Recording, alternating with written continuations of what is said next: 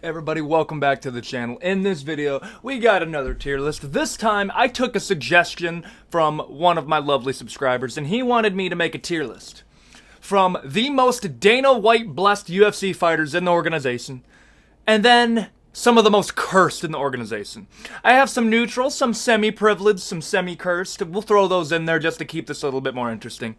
And I've included just about every notable example of Dana White privilege and the opposite of that, because the vast majority of the UFC is going to be in this neutral area right here. But before I begin, please consider like, comment, subscribe, and if you have a video suggestion, comment section below. And with that out of the way, let's get started. So, we're going to start off with Paddy Pimblett. We're going to get straight into the privileged, okay? Now, I wouldn't say he is the most privileged in the UFC. I don't think that's fair to say. But most definitely is above neutral. As far as the reasoning for that, bro, Paddy Pimblett. Dana White, after the Tony Ferguson fight, before the Tony Ferguson fight, he was saying that Tony should be the favorite, and he only lost to high-level competition. Now that Paddy wins, he wants Tony to retire, and when they ask him, hey, well, doesn't that mean that we should question Paddy because it's not like he won against a super high-level person? And he immediately went back on his word and started talking about that, oh, well, Tony only lost to high-level people, so that means Paddy's high-level, right? That is a crazy double standard, and when I see a double standard, you're immediately privileged, semi-privileged, but I could see him going up to our S tier later on in his career. Strickland. Semi-cursed. Now, he is a rare example because usually when a fighter is semi-cursed, they do not become champion when they are a cursed fighter. But Strickland, either from luck, either from some divine intervention, bro became champion, and now the UFC is not having it. I just got done listening to the Theo Von podcast that he did, and I understand why the UFC is on edge every single time bro is talking. Because you legitimately don't know what bro is going to say. However, it doesn't change the fact I understand that he's champion. They were not going to give him a title shot. Anybody who beat him got a title shot. He lost to Jared Cannonier, was made the unofficial journeyman. They wanted him to lose to Umar Nurmagomedov. He beat him in one of the few finishes in his entire career. And the UFC is still not happy that he is champion. Like, I'm convinced if he goes on a 2-fight losing streak, they're cutting him immediately and they're going to pull some dirt on.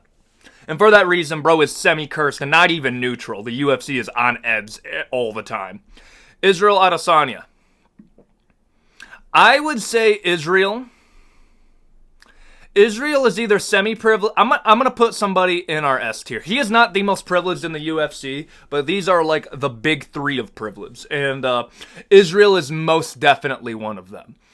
And if you want to know what causes me to say, like, what makes somebody most privileged, if the UFC as an organization steps in and makes sure that any of the dirt that we can bring up on you doesn't get brought up.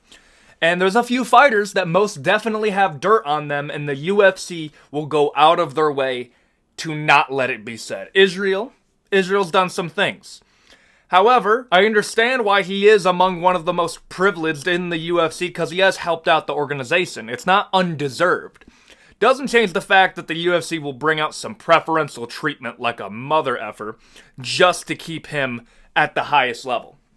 They have to justify paying him his couple million just to so he is going to get an immediate rematch. They wanted him to get another immediate rematch after Strickland, but us as a fan base said, no, you gotta fight Hamza, buddy.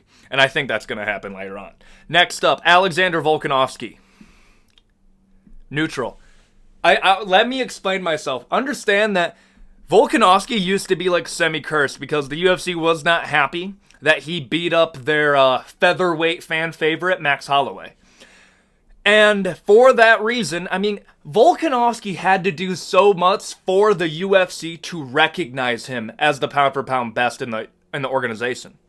I think they favored him in the second Islam fight. I think now he is at this neutral phase because the UFC knows that he does sell fairly well. But the UFC is not breaking out preferential treatment for Alexander Volkanovski. They are not. Not at all. They are not giving him crazy extra contracts. Like, I'm curious to see how much he makes, but I can almost guarantee you, if we don't count the second Islam fight where he fought on short notice, he is not making crazy money even as a champion. And bro worked for every scrap of privilege that he's been given in his career, but he's still a neutral because I don't think the UFC gives him some preferential treatment like out the wazoo. Umar Nurmagomedov. Yep, I'm gonna do that. Umar Nurmagomedov is semi-privileged. How does Umar get to fight Corey Sandhagen? What a crazy jump up the rankings. That alone makes you a privileged fighter. You have any idea how many other like unranked UFC fighters or low-ranked UFC fighters that would kill to get that opportunity to immediately get into a title picture but just aren't going to be given that purely because their last name isn't Nurmagomedov? That is privileged at like its most, like, bro, if his name was like Umar, like, Sara something Edov, and it wasn't Nurmagomedov, people would not care as much for Umar. That is a fact. It is purely because he is associated with Khabib that he is getting this big jump up the rankings, and it does help him sell. That is the reason. He is also extremely skilled, and that helps him in there. But you can't tell me with a straight face that if he wasn't related to Khabib, like, even in the same camp, he would not be given this fight. He just wouldn't. So I'm going to say semi-privileged. Definitely not the most privileged, but above neutral. Bo Nickal. Bo Nickal is a little bit more privileged than Umar, because Bo Nickal was given a main event spot on arguably the best pay-per-view card of the year, just to open it up. And I have never heard of somebody coming in the organization demand to be put on the main event for his debut in the organization like Bo Nickal did, and the UFC actually bends the knee to it. I get it. The UFC likes the idea of Bo Nickal to sell in the United States. I understand why. There, you can make a cool fight between Bo Nickal and Khamzat in the future. I understand why they do this. Doesn't change the fact that they are privileging you out the wazoo, and you're going to be on UFC 300. I understand he's going to be on the prelims, but if you're the prelim opener of UFC 300, that is the equivalent of being on the main card of a normal numbered card. Still privileged, not as privileged as Patty, more privileged than Umar. Aljamain Sterling, cursed. He's one of the most cursed fighters in the entirety of the UFC. Bro tied the record for bantamweight title defenses, and the UFC just laughed at him at the idea of giving him a rematch. In fact, they basically just kicked him out of his own division. Even I understand people are going to say, well, he was planning on moving up anyways. If it was Conor, he would get an immediate title shot, no question asked. Nobody would ask anything. But because it's Aljamain, people are like, you're crazy if you think he deserves it. One of the most underappreciated champions, like, you can't say it's like, I understand how he won his belt. It wasn't good. He also beat Petr Yan. And the next person up is O'Malley. Dude doesn't have a manager and is paid more than most UFC fighters before he even became a champion. Now, if I had to place a bet on what his contract looks like, I have a feeling he has a ton of fights with the organization. I think he will never fight for another organization in his career. He almost has like an exclusivity deal with the UFC to the point that he will never entertain leaving. And the UFC has control over basically his entire career. And he is almost a useful puppet for the UFC that can sell well. Because, dude, how do you make that much money without good like representation through a manager? He brags about his contracts and not having a manager. The UFC is 100% privileging him to encourage other UFCs to do that, because it does give the UFC a crazy amount of control over the contracts that they can give out if there is not a managerial guidance over a UFC fighter. That's just facts.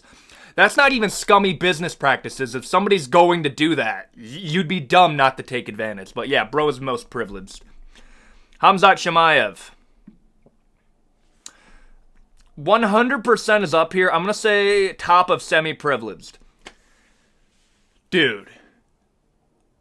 If any other fighter missed weight by as much as Khamzat did against the Diaz fight, they would be booted from the entire division. They would be seen as unprofessional for the entirety of their career.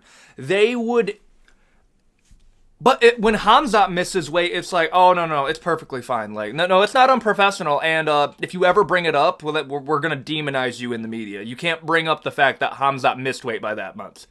I understand the doctor stopped him. But again, if this was any other fighter, this would be a problem. And then you have the inactivity after the Kevin Holland fight. The UFC just kind of brushed under the rug. They gave him a #1 contenders match against either Paulo Costa or Kamaru Usman, which, let's be real here, you can't make that a #1 contenders match to begin with. And now they can't even do it because he didn't beat Kamaru convincingly enough. A short notice Kamaru Usman, who has never fought at middleweight, was going to be the #1 contenders match, and Khamzat couldn't get rid of him like people thought he was going to. So the UFC had to force him to be #8 ranked below somebody like Brennan Allen. But still, crazy privileged because the amount of chances they're giving him over other fighters. Conor McGregor. Obviously. Like, the amount of stuff that I can bring up to argue that he is the most privileged in the UFC, I don't even think that... I'm not even going to waste your time arguing why Conor's up here. Now, there was somebody right after this that I want to bring up that I would argue is a little bit more privileged, and we'll get to that. I think Jon Jones is just a little bit more privileged than Conor, but let me explain. Because when Conor gets involved in any type of controversy, it is front page news and the UFC will speak about it. When Jon Jones does something that he 100% did, something that is 100% illegal, the UFC will do everything in their power to sweep that under the rug. Journalists will never bring up any of the drug issues. They will never bring up any of the domestic stuff. They will never bring that up. Even though they have every right to do that whenever Jon Jones fights. Like, the fact that nobody brought up the domestic stuff when he came back is insane to me. And the only reason that I can bring up for why they wouldn't is purely because there's a screening process. There has to be. I would argue Jon is just a little bit more privileged than Conor, but we're splitting hairs. You could put this either or, but I'm going to say the most privileged in the UFC. Nate Diaz. I'm going to say semi-privileged. Semi-privileged. Not the most privileged, but there's a fighter after this that is... actually, I'm going to put them both up. Francis Ngannou and Nate Diaz left the UFC on similar terms. They both wanted to get a money fight in boxing. One against Jake Paul, one against Tyson Fury. Here's the difference. The UFC is entertaining the idea of bringing back Nate Diaz to fight Conor McGregor. So he gets a money fight with Jake Paul and a money fight with Conor, or a money fight with Dustin Poirier. He gets to come back. Francis is getting scrubbed from the history books of the UFC. Like, it is crazy how far the UFC is going to erase this man from the history books. All because he was the first person to do that, and the UFC is about setting a precedent. And when they don't get their way with Francis, they kept on trying to re-sign him over and over again. He wouldn't re-sign, and then he leaves and wins against Tyson Fury. And crickets from Dana White. He will not bring that up again. And I understand the UFC for why they do this. Doesn't change the fact that if you were going to keep that same energy, Nate Diaz would be barred from ever coming back to UFC for the rest of his career. And Francis should be allowed to come back to fight Jon, but the UFC will never do that because that sets the precedent of somebody can leave the UFC, get a money fight, and immediately come back and make a money fight in the UFC. And what do you think that's going to tell all of these people? O'Malley's thinking about fighting Devin Haney and Gervonta Davis, dude. You can't set that precedent. Justin Gaethje. Semi-privileged. I know we have a lot. We'll put more in neutral and semi-cursed in a minute. But Justin Gaethje. The only reason that I say that, and maybe it's just because of Ali Abdelaziz. Number one, he let it slip in the Michael Chandler fight that if he lost, he would have lost out on $1 million.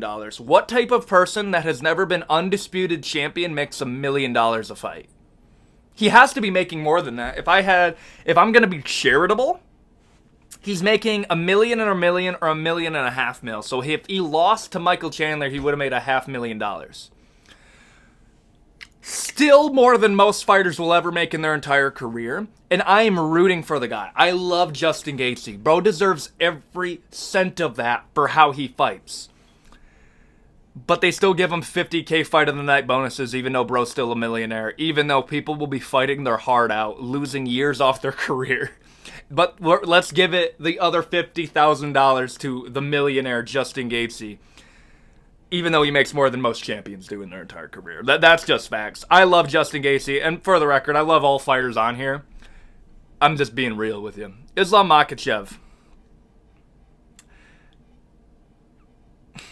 The only I'm going to say he's the bottom of semi-privileged, almost neutral. And the only reason I say that is because they gave Aljamain Sterling shit for not being active when he is as active as Islam Makhachev is as a champion. But when Aljamain isn't as active as they want, they're going to put up an interim.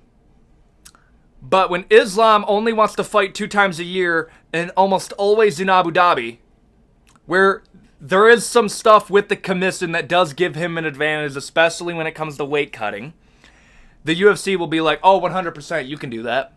I'm going to say semi-privileged, not anywhere near this height, and slightly above Volk.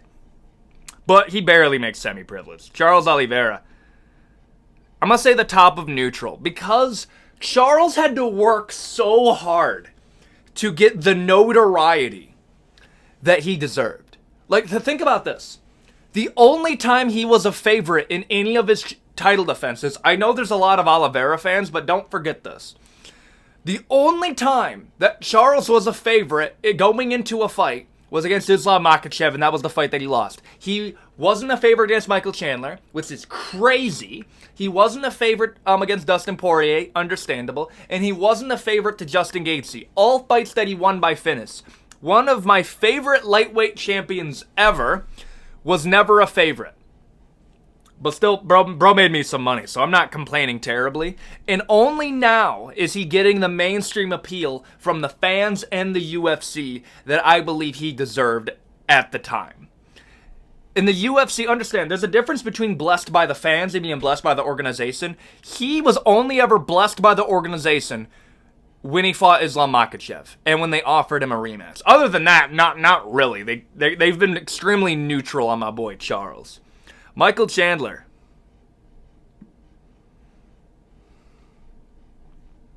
Okay, this is tough. I'll admit. We need more people in neutral.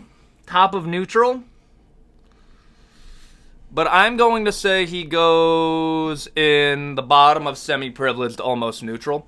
Purely because he got an immediate title shot off of Dan Hooker. I understand that the only reason he was able to get that is because Dustin Poirier didn't want it. Doesn't change the fact that he got it. He is still in the top 5 of the UFC lightweight rankings. One of the most highly competitive divisions in the entirety of the UFC. Hasn't fought for the entirety of the year going up.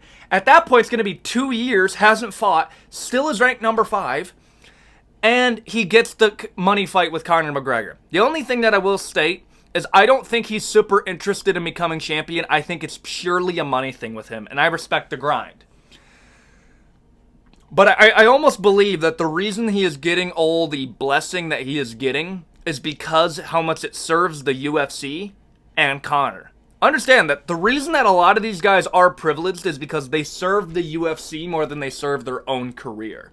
It's a mutually beneficial relationship, and Chandler is the epitome of that. He is a company man through and through, and for that reason, he's semi-privileged. Tom Aspinall, neutral. Extremely neutral.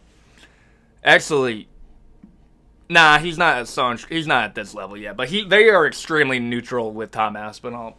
And the only time where I believe they are kind of treating him a little cursedly, and that you can argue down here, is the fact that he is the interim champion that will have to defend the interim only to not get a chance to fight for the title. I understand that you can bring up other times that has happened. It doesn't change the fact that it's still kind of effed up, and the fact that, like, as MMA fans, we've kind of just accepted that, oh yeah, Jon Jones versus Stipe Miocic is a gimmick fight. It really is. And this is how crazy it's going to be. If Tom Aspinall fights in Birmingham in August, Tom Aspinall will have more title defenses at heavyweight than the actual undisputed heavyweight champion, Jon Jones, because he'll have the one against, I think it's going to be Almeida, And John won't be able to fight Stipe until it looks like September or October. And that's if we're, like, immediately going into a fight camp. So, yeah, Tom Aspinall is extremely neutral, purely because of the whole interim situation. Oh, and they said that Sergey was fighting on short notice. No, Sergey knew he was going to be fighting on that card, or possibly fighting on that card of the Stipe and the Jon Jones card, for a month before Tom Aspinall. Tom Aspinall was planning on going on vacation, didn't even have time to rig up a fight camp before that fight. They did not expect that. Belal Muhammad. Might be the most cursed fighter in the entirety of the UFC. But here's the difference between him, Francis, and Aljamain. These two guys, they did what they needed to do to serve their career. And Aljamain was arguably more exciting than Belal. Francis, no question. And the UFC blessed Francis Ngannou in the beginning of his career. It was just near the end. Belal Muhammad has had to work for every ounce of notoriety that he has been graced with. And I'll be real with you. I understand why people don't like the man. He is cursed not because the UFC dislikes Belal Muhammad, but they know for a fact that Belal barely sells in the UFC. So it really is our fault that bro was down here, but do I regret it? Absolutely not. Bro, you deserve to be down here. If you win the title, maybe we're going to be in semi-cursed, but for real. Tony Ferguson. Semi-cursed. At this point, Tony Ferguson is being kept around... Actually, I must say semi-cursed. I won't say he's most cursed, because the UFC has helped him out a little bit. Like, throughout his career, they've helped him out. But understand, Tony Ferguson is a company guy. For everything that he has done for the organization, saving fight nights, saving fight cards, not being given the undisputed belt, even though he deserved it. And what I mean by deserved, like when he became interim champion, he should have been the champion. There is no question about that. They held I just don't get it. Why don't you strip Conor McGregor when he's going to fight Floyd Mayweather for an entire year, but you give it to Khabib Nurmagomedov fighting Eli Aquenta versus Tony Ferguson? I don't get it, man. He didn't have to fight Justin Gaethje. He was preparing to fight Khabib, but Khabib couldn't make it. So they give him a completely different stylistic matchup than what he was training for. And he loses, and that was the start of the end. And now they're saying that bro should retire after talking him up the entire time just to hype up this guy with a bowl cut. If you can't tell, I'm really mad about that. He's semi-cursed, and bro does not deserve it. Stipe Miocic. They are extremely neutral with Stipe. He would be in the semi-cursed category during like the Francis run. But the reason I'm putting him in neutral is because he gets the ability to fight Jon Jones even though bro does not deserve to fight against him. And I know some people should say, oh, then that means he's privileged. How does he get to keep his rank even though he hasn't fought in 2 years? 100% agree with you. However, look at it through the lens of this. This is heavyweight. Heavyweight is not a competitive division. It just isn't. And the whole reason that Stipe gets to fight Jon Jones is because they want Jon Jones to finish Stipe quicker than Francis. That way they can make Francis's whole career look bad. And they want Jon Jones to end on a win so they can have the best fighter of all time. Don't even begin to ask me why, of all the people that have ever fought for the organization, Jon Jones is the one that gets the happy ending and Stipe is the sacrificial lamb for his career. Of all the people that deserve the happy ending, Jon Jones is the guy to get it. But yeah, Stipe's completely neutral. They use him. He's getting a bag to really lose to Jon. That's just a fact, and it helps the organization. Alex Pereira. This one's difficult. Some people say that he should be the most privileged because of how far we rocketed him up the career. However, that was purely to serve Israel because they wanted to give Israel a good money fight against Alex Pereira. That was the whole reason for Alex Pereira even joining the UFC. You might be able to say semi-privileged. However, my argument against that is right when he lost to Israel, they pretty much pushed him out of the division because they didn't want Israel to lose again because of how much they pay him. And they gave him Jan Blachowicz a matchup that they thought he was going to lose. And when he won, that's when they gave him the title shot. That's why I justify putting him in neutral. And when he calls out Israel Adesanya for a super fight, they pretty much laugh at him. Yeah, I want to know how much Alex is being paid here. I think it's a decent amount, especially for what he's done for the organization. But again, he's a dude who serves his purpose against Israel Adesanya, and now the UFC is kind of just holding on to him. Same thing with Michael Chandler. To get privileged, you kind of just have to work for the UFC, like more than most fighters are. I would say neutral, because it's the only thing that you can argue is privileged is the fact that they put him up in the rankings very quickly. And that was just to serve Israel Adesanya. That was it wasn't to help Alex, it was to help Israel. Demetrious Johnson.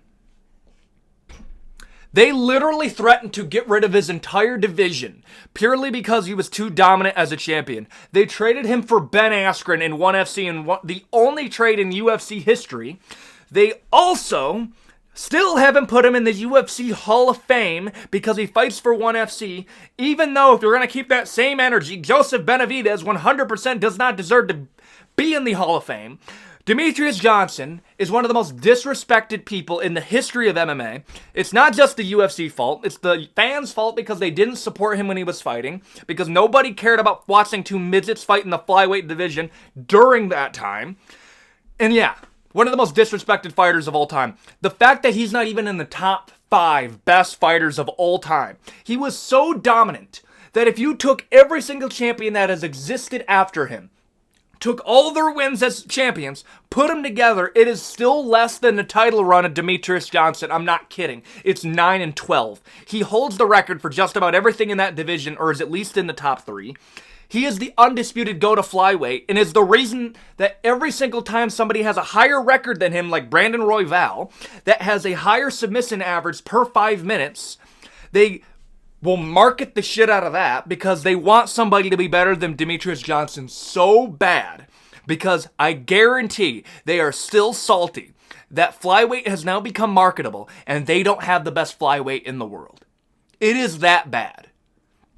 The reason that he is cursed is because the UFC has become big on saying that we have the best fighters in the world.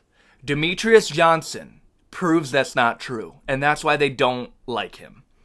Max Holloway. Max Holloway is more privileged than Volkanovski. Fight me on that. When he lost the second fight, the UFC gave him a trilogy fight purely because they said he won.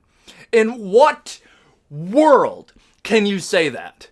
Imagine if that was any other sport where somebody wins by a safety in football or wins by a goal in soccer and they immediately do a rematch because the commission is like, nah, they won. I understand it was close. It wasn't a robbery. Some people say that was that's not a robbery. That was a close fight. Volkanovski had to had to dominate Max Holloway in the third fight for them to say it. Daniel Cormier said that Max Holloway is a bit higher up in the GOAT list of featherweight than Volkanovski because Max Holloway beat up Jose Aldo better than Volk. If that's not privilege, I don't know what is. If they could, they would make Max Holloway champion. The reason that the UFC doesn't rig their fights is because Max Holloway's not champion and Conor McGregor lost to Dustin Poirier, if you were ever wondering. Colby Covington. Privileged. If I had to put him in this tier, I would say more privileged than Umar. Like, he's in this tier. Why do I say this? I'm either convinced that Colby Covington is privileged more than just about everybody up here, or he has dirt on Dana White. I'm not even kidding. Because in what world can you justify an immediate title fight after beating Jorge Masvidal, who lost to Gilbert Burns, who lost to Belal Muhammad? I understand it was to pay Leon. I've talked about that too. The reason that he got to fight Leon is because it pays Leon Edwards. Doesn't change the fact that you are unbelievably privileged to get the fight for the title after beating Jorge Masvidal. And now the UFC is finally starting to turn on him because now there is no leverage. He's not even an exciting fighter, and the stick is getting old. That's just a fact. But yeah, semi-privileged. And finally, Dustin Poirier. The bottom of semi-privileged, because they wanted him to win the BMF belt. You cannot tell me that. They wanted him to win that. They wanted him to lose to Conor. The whole reason that he is even in this tier, because Before the Conor fights, he was definitely neutral. The whole reason that he is up here is the UFC has to put him up here and market him as one of the best in the UFC because it makes Conor look better. But now that he's lost to Justin Gaethje, that now you have to put him up here because now you have to say Justin Gaethje is better than Dustin, and you have to say Charles is better than Justin because it makes Conor look better. Doesn't change the fact bro is semi-privileged. What do you guys think about this tier list? I definitely ranted more than I thought I would, but dude, the Demetrious Johnson stuff is just so annoying to me. I think I did pretty good. I think this is the only tier you could probably pull some down. I think I did good with most cursed and most privileged. If you think I'm wrong, go in the comment section. Tell me who should be where, and what's a tier list you want me to do. And with that out of the way, thank you for watching, and I'll see you all tomorrow with daily MMA content. Adios, guys.